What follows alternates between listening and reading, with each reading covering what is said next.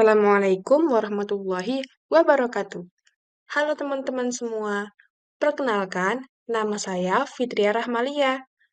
Video ini saya buat untuk memenuhi tugas mata kuliah Lembaga Keuangan Syariah. Pada kesempatan kali ini, kita akan membahas topik yang sangat penting dan mulia, yaitu zakat dan lembaga zakat. Tahukah kamu bahwa zakat bukan hanya sekedar kewajiban bagi setiap muslim, tetapi juga merupakan salah satu pilar Islam yang menjadi fondasi utama dalam membangun kesejahteraan sosial. Dengan zakat, kita bisa membantu saudara-saudara kita yang membutuhkan dan menciptakan keseimbangan ekonomi di tengah masyarakat. Dalam video ini, kita akan menjelajahi lebih dalam tentang apa itu zakat, bagaimana cara menghitungnya, siapa saja yang berhak menerimanya, serta peran penting lembaga zakat dalam menyalurkan dana tersebut secara transparan dan tepat sasaran. Pastikan untuk menonton video ini sampai akhir ya, karena kita juga akan memberikan tips praktis bagi kamu yang ingin berzakat dengan mudah dan aman. Jadi, siapkan dirimu untuk mendapatkan wawasan baru dan jangan lupa like, share, dan subscribe agar tidak ketinggalan konten bermanfaat lainnya. Mari kita mulai pembahasan kali ini. Untuk pembahasan pertama, mari kita bahas tentang sejarah zakat. Zakat sebagai rukun Islam keempat diatur secara resmi pada masa Nabi Muhammad SAW, yaitu sekitar tahun 622 Masehi. Perintah zakat diturunkan dalam beberapa tahapan dan ayat Al-Quran, dengan tujuan membersihkan harta dan jiwa umat Islam serta membantu mereka yang membutuhkan. Salah satu ayat yang mengatakan tentang zakat adalah surat Al-Baqarah ayat 43 yang artinya, dan dirikanlah sholat, tunaikanlah zakat, dan rukuklah beserta orang-orang yang rukuk. Pada masa Khulafaur Rasyidin, zakat tetap menjadi pilar utama keuangan negara. Khalifah Abu Bakar As-Siddiq menegakkan zakat dengan tegas termasuk berperang melawan yang menolak membayar zakat dalam Perang Ridhah. Kemudian, Khalifah Umar bin Khattab juga melakukan reformasi pengelolaan zakat dengan membentuk Baitul Mal, memastikan pendistribusian zakat lebih efektif dan merata.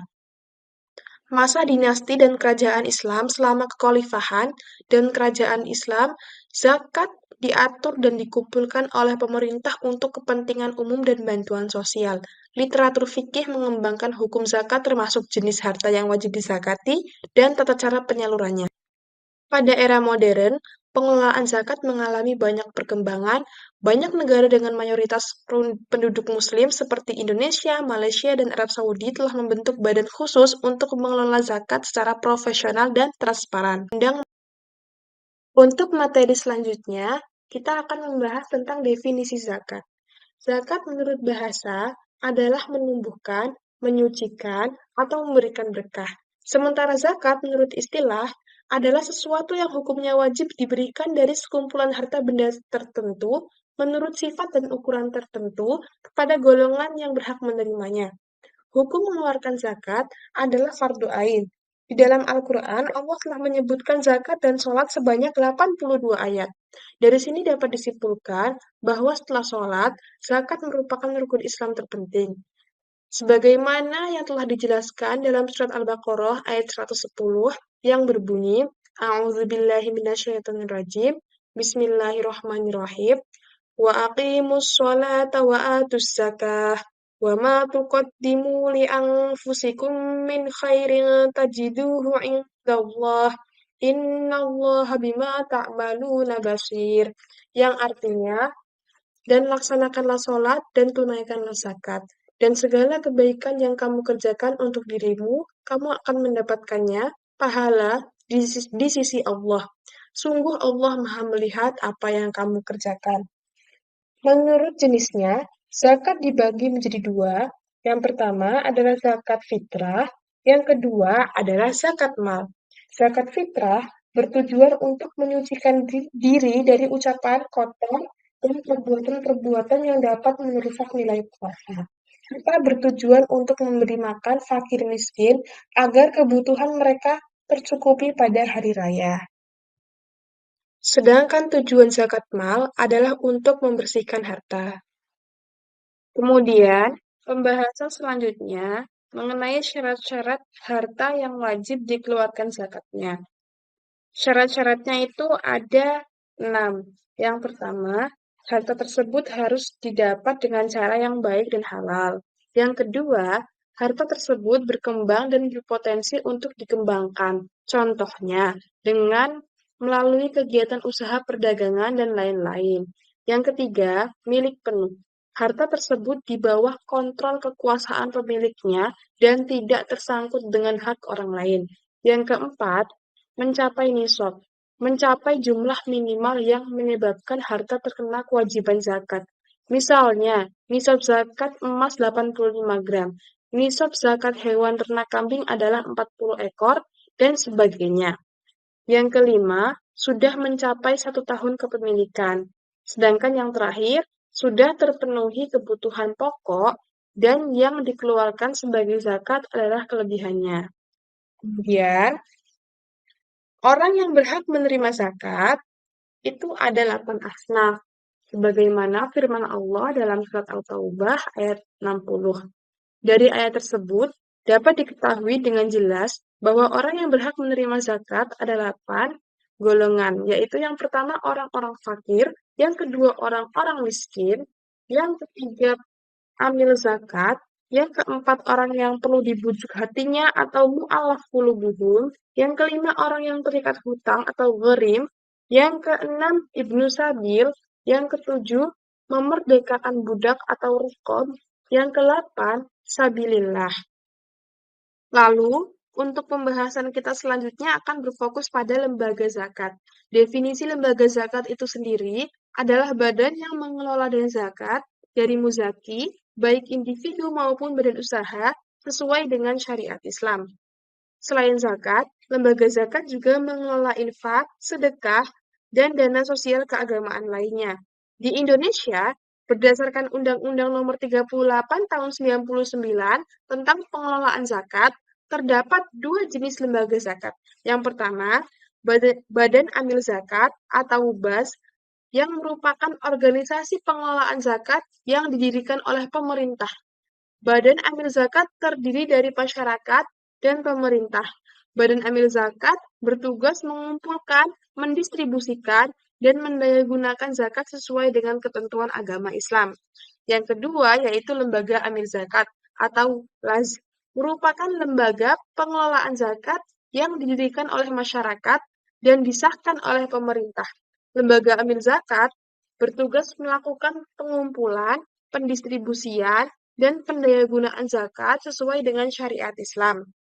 Meskipun organisasi pengelolaan zakat dikelola oleh kedua pihak, yaitu negara dalam bentuk Badan Amil Zakat atau BAS, dan swasta dalam bentuk Lembaga Amil Zakat atau LAS, tetapi organisasi pengelolaan zakat keduanya haruslah bersifat yang pertama, independen, yang kedua, netral, yang ketiga, tidak berpolitik, dan yang keempat, tidak bersifat diskriminatif. Kemudian, pembahasan selanjutnya mengenai asas-asas lembaga zakat. Asas lembaga zakat ada 7. Yang pertama, bersyariat Islam. Dalam menjalankan tugas dan fungsinya, lembaga zakat haruslah berpedoman berdasarkan dengan syariat-syariat Islam. Yang kedua, amanah, berarti dapat dipercaya. Yang ketiga, kemanfaatan. Maksudnya, lembaga pengelola zakat harus bisa memberikan manfaat yang maksimal, serta dapat mendayagunakan dana zakat dengan sebaik-baiknya. Yang keempat, keadilan. Artinya, lembaga pengelola zakat harus mampu bertindak adil. Selanjutnya, kepatuhan hukum. Mustahik harus mempunyai kepastian dan jaminan hukum dalam proses pengelolaan dana zakat, infak, dan sedekah. Kemudian selanjutnya, terintegrasi. Pengelolaan zakat harus dilakukan dengan hierarki agar mampu menaikkan kinerja penghimpunan dana, pendistribusian dana, dan pendayagunaan dana zakat. Yang terakhir, akuntabilitas, yaitu pengelolaan zakat harus dapat dipertanggungjawabkan dengan pihak lain yang berkepentingan, terutama pada mustahik. Selanjutnya, Saya akan menjelaskan secara detail tentang macam-macam lembaga zakat di Indonesia. Yang pertama, Badan Amil Zakat Nasional atau Basnas. Basnas adalah lembaga zakat nasional yang dibentuk oleh pemerintah dan bertanggung jawab langsung kepada Presiden melalui Menteri Agama. Basnas memiliki tugas utama untuk mengelola zakat secara nasional dan menjadi koordinator utama dalam pengumpulan, pendistribusian, dan pendayagunaan zakat di seluruh Indonesia. Basnas memiliki jaringan di tingkat provinsi dan kabupaten atau kota. Tugas Basnas yaitu yang pertama, mengumpulkan, mendistribusikan, dan mendayagunakan zakat, infak, dan sedekah. Yang kedua, mengelola zakat untuk keperluan produktif guna meningkatkan kesejahteraan masyarakat. Yang ketiga, melaporkan pengelolaan zakat secara berkala kepada pemerintah dan masyarakat.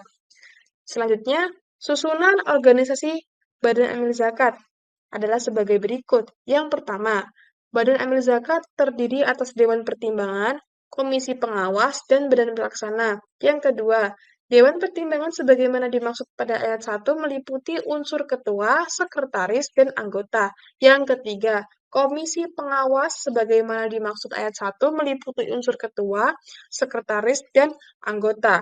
Yang keempat, Badan Pelaksana sebagaimana dimaksud ayat 1 meliputi unsur ketua, sekretaris, bagian keuangan, bagian pengumpulan, bagian pendistribusian, dan pemberdayaan. Yang keempat, anggota pengurus Badan Amil Zakat terdiri atas unsur masyarakat dan pemerintah. Unsur masyarakat terdiri atas unsur ulama, kaum cendekia, tokoh masyarakat, profesional, dan lembaga pendidikan yang terkait. Untuk jenis lembaga zakat yang kedua yaitu LAZ atau Lembaga Amil Zakat. LAS adalah lembaga zakat yang dibentuk oleh masyarakat atau organisasi kemasyarakatan yang telah memperoleh izin dari pemerintah untuk mengelola zakat, infak, dan sedekah.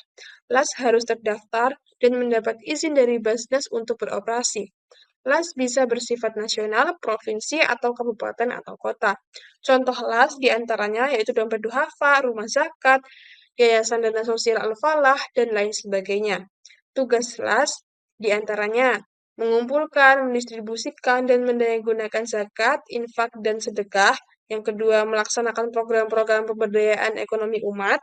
Yang ketiga, menyampaikan laporan pengelolaan kepada Basnas. Laporan pengelolaan zakat ya, maksudnya. Itulah tadi dua jenis lembaga zakat berdasarkan Undang-Undang Nomor 23 Tahun 2011.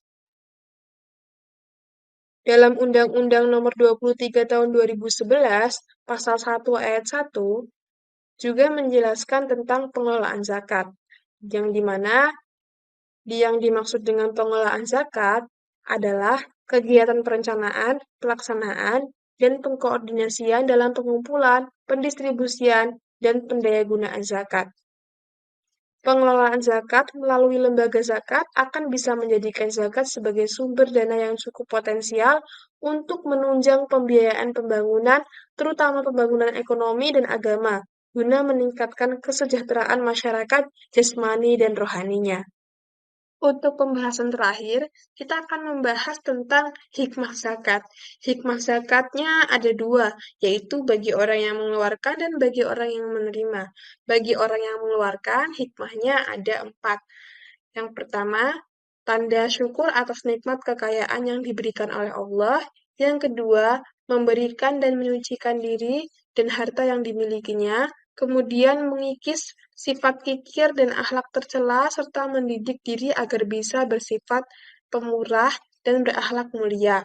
Yang ketiga, mendidik manusia agar sadar bahwa semua harta benda bukanlah merupakan tujuan hidup dan hak milik mutlak bagi pemiliknya, tetapi merupakan titipan Allah Subhanahu wa Ta'ala yang harus dipergunakan sebagai alat untuk mengabdikan diri kepadanya. Yang terakhir, untuk lebih mendekatkan diri kepada Allah dalam menghapus dosa dan melipat gandakan pahala. Kemudian, bagi orang yang menerima, hikmahnya ada dua. Yang pertama, memperteguh dan memupuk keimanan mu'alaf, yaitu orang-orang yang baru masuk Islam, dan sekaligus memberi daya tarik bagi mereka yang belum masuk Islam. Yang kedua, lebih mendekatkan diri kepada Allah sebagai tanda syukur atas nikmat yang telah diterimanya. Itulah tadi pembahasan yang dapat saya sampaikan kepada teman-teman semua seputar zakat dan seputar lembaga zakat. Semoga informasi yang saya berikan bermanfaat ya teman-teman. Oh iya teman-teman, saya ada tips nih agar membayar zakat lebih mudah dan aman. Yang pertama, sebelum membayar zakat, pastikan kalian tahu jenis zakat apa yang dibayar, misalnya seperti zakat fitrah atau zakat mal, agar tidak salah. Yang kedua, gunakan lembaga resmi. Bayar zakat melalui lembaga yang terpercaya seperti Basnas atau LAS, supaya zakat Anda sampai ke yang membutuhkan. Yang ketiga, bayar zakat secara online supaya lebih cepat dan aman, tanpa perlu keluar rumah. Yang keempat, selalu simpan bukti pembayaran zakat, biar Anda bisa cek lagi kapan saja. Yang kelima, kalau bingung soal perhitungan zakat, tanya ke ahli agar tidak salah dalam menghitungnya ya teman-teman. Yang keenam, bayar zakat tepat waktu, terutama zakat fitrah sebelum Idul Fitri, supaya lebih bermanfaat bagi orang yang membutuhkan. Itulah sedikit tips dari saya.